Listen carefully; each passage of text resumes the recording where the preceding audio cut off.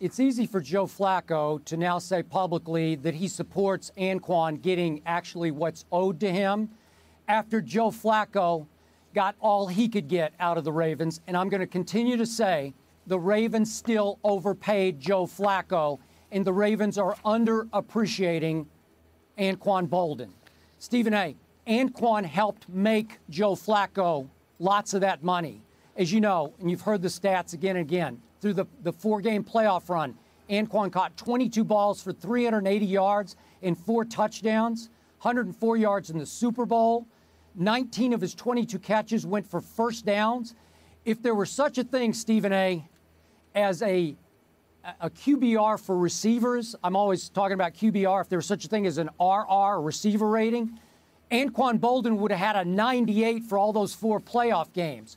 So at least the Ravens shouldn't even blink, shouldn't even think twice about paying him what they owe him. But clearly they're getting strapped against their cap because they paid Flacco for what they think he'll do for them in the future. And I don't think he'll ever be able to live up to this contract.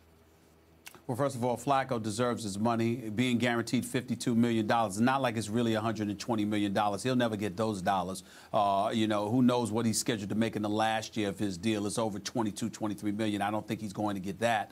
But the bottom line is that he deserves a guaranteed $52 million. 5 years in the league, 5 playoff appearances, 3 FC championship games, a Super Bowl championship. His resume says he deserves that. Now let's move on to Boldin. Regardless of today's climate, and you've got a $123 million cap, I got to admit to you that I'm siding with Boldin on this one for this reason, Skip. His first 7 years in Arizona, he was a 1,000-yard receiver 5 of those years, 1,000-plus yard receiver.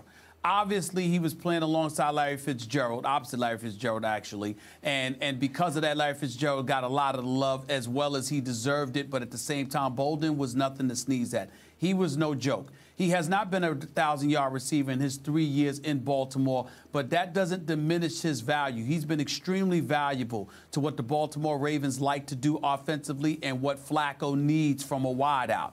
So I'm going to give him a lot of love for that. And when you consider the fact that he's been in the league for 10 years, that he's constantly been underappreciated because Larry Fitzgerald was on a team with him in Arizona, and obviously in Baltimore it was about Ray Lewis and that defense, and then on offense it was about Ray Rice and Flacco. I think I'm of the mindset that it's one thing to sit there and negotiate with him from the standpoint like there's but an X amount of years and X amount of dollars we're willing to give you.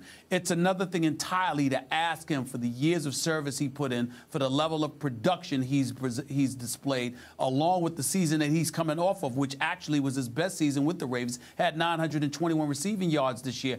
I don't think this is the time to come to Anquan Boldin and ask him to take a pay cut. I don't think that's fair to him.